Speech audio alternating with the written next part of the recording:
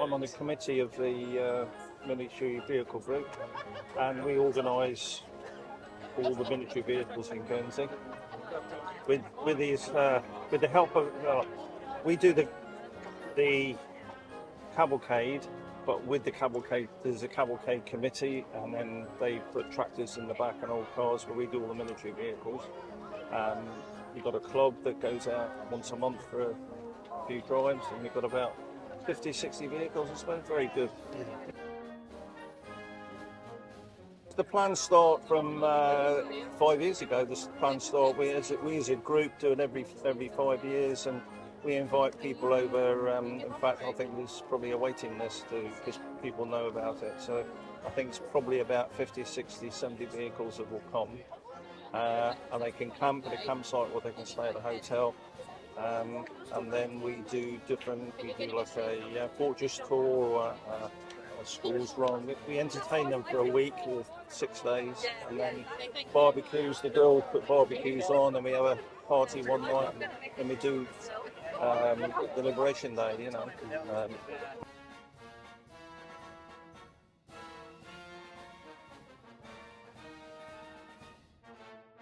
Can you just tell me what's planned for next year?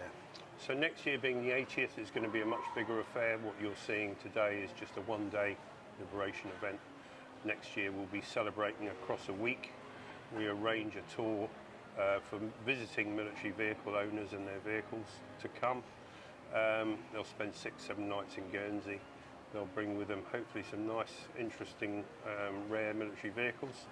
And we'll lay on various events like a fortification tour, then we'll be doing school visits, and we'll have some celebrations. We'll probably have a hanger ball and other events like that. And in terms of the Festung group that you're part of, what's going to be happening? So, well, for next year we'll be doing a range of open days as normal. This year the focus is on Heritage 80, so we're sort of jumping on the back of D-Day. We'll be opening bunkers on the 8th of June, I think it is, for a European Bunker Day. And we have other open days throughout the year, and next year we'll be doing the same. Are there any newer bunkers coming online at all, and any ones that are being worked on at the moment? Yes, we're literally just putting the final stages to an automatic mortar bunker, which is quite a rare thing in itself. So we're just finalising the fitting of the last parts of that. We've got a bunker we opened a year or two ago, which we're just getting around to finishing the clearance of. That's a very nice condition, and it was filled with about 20 tonnes of soil and rubble. So it's been quite a mammoth task, and that's coming to an end now. Which one, I suppose, is the most iconic for Guernsey?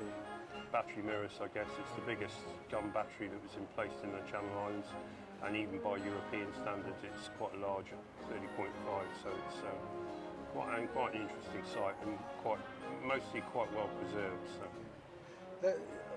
We had a tour, and there was just some amazing work had been done by the volunteers. You know, it's literally hats off.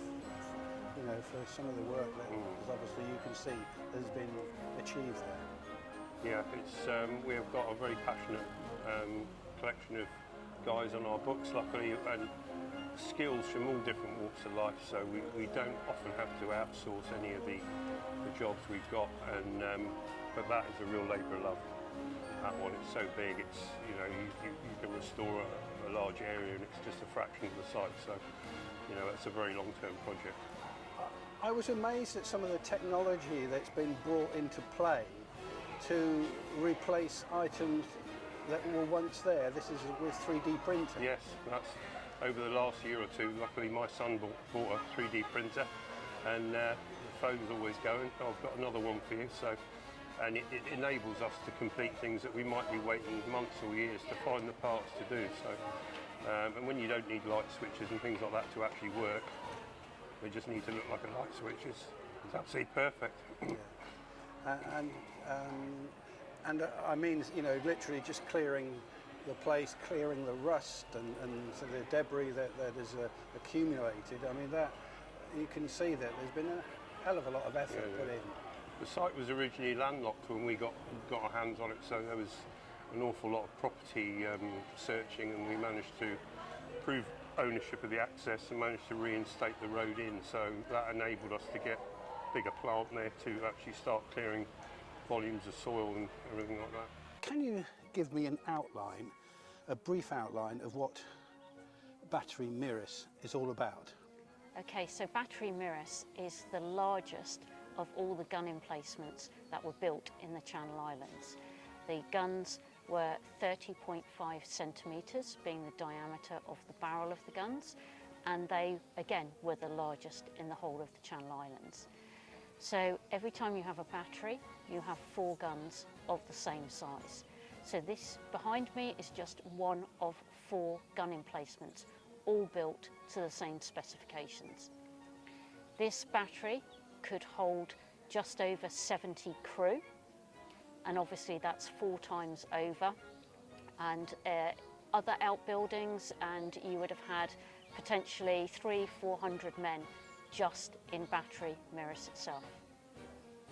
Guns could fire anywhere between 32 and 42 kilometres. So they had the longest range of any of the guns as well. However, they were actually only used on less than 15 occasions. It was very much that this was a deterrent. Once the Allies knew that there were guns of this size here in Guernsey, they wouldn't bring their shipping anywhere close. When you walk around the tour that you've just given us, which was really very impressive and very interesting, the amount of effort, time and materials that has gone into this project is just mind-blowing. Absolutely, for an island this small to have guns of this size. But it was very much the fact that Hitler didn't want the Channel Islands to be recaptured. He saw this as the jewel in the crown, and he was never going to let it go. And it got to the stage where actually, if you were to calculate, nearly 10% of all the concrete that was poured into the Atlantic wall, and you think how long that Atlantic wall is, nearly 10% was poured into the Channel Islands.